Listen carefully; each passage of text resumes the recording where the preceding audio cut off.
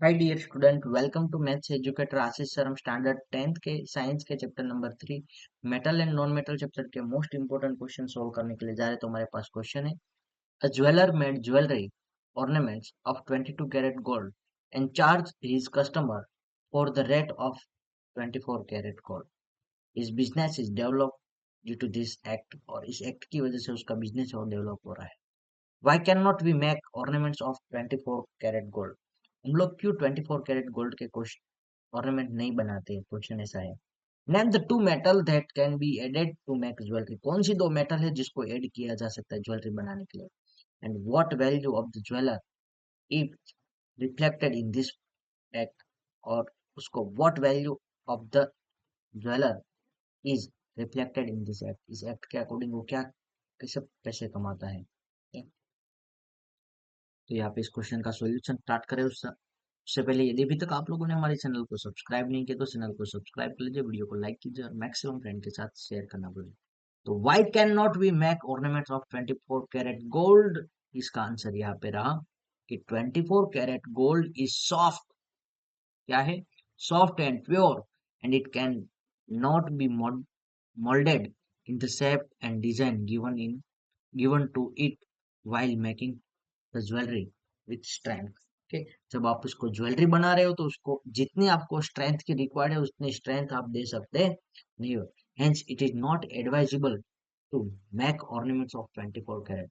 इसलिए किसी को भी ऐसी एडवाइस हम नहीं दे सकते, तो ये फायदे में नहीं है 24 कैरेट का गोल्ड का ऑर्नामेंट बनाना। क्यों नहीं बनाते एक बार वापस समझे। तो 24 carat gold is soft and pure, जो सॉफ्ट है और प्योर है, और it can not be moulded in the shape and design given to it while making the jewellery with strength. और वो स्ट्रेंथ के साथ उस डिजाइन जो आपको जो चाहिए वो डिजाइन और शेप में आप ज्वेलरी नहीं बना सकते। Hence it is not advisable to make ornament of 24 carat. इसलिए 24 कैरेट गोल्ड के ऑर्नामेंट नहीं बनाए जाते हैं।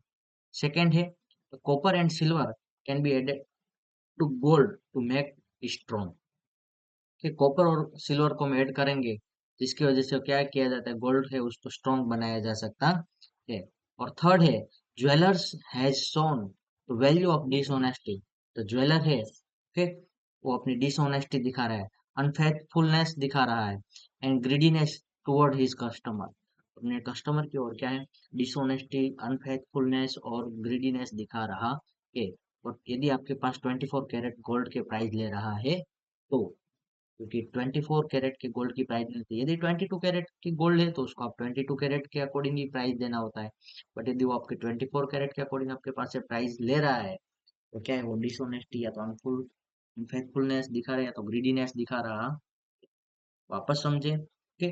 तो 24 कैरेट गोल्ड है वो कैसा है, सॉफ्ट एंड प्योर है। उसका आप जो कोई भी ऑर्नामेंट्स बनाओगे, ज्वेलरी बनाओगे, उसकी स्ट्रेंथ इतनी ज्यादा नहीं होगी, इसलिए 24 कैरेट के गोल्ड बनाना फायदेमंद नहीं है।